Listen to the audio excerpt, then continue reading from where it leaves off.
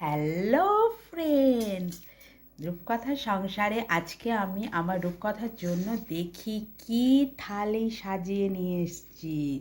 আজকে হচ্ছে স্যাটারডে, আর আজকে দেখো কীরকম ভূতনির মতো সেজেছে। এখানে একটা তিল, এখানে একটা টিপ।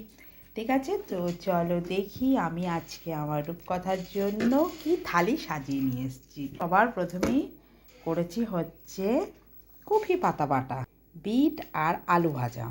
তারপরে করেছি হচ্ছে বাঁধাকপি দিয়ে মুগ ডাল। কে কে এটা খাও এই শীতকালে অবশ্যই আমাকে কমেন্টস করে বলবে। আর তারপরে আছে পনিরের তরকারি। সবার শেষে আছে চাটনি। তো আজকে আমাদের থালিতে এই এই জিনিস আছে। তোমরাও অবশ্য কমেন্টসে বলবে যে তোমাদের থালিতে আজকে কি কি আছে। ওকে, চলো টাটা।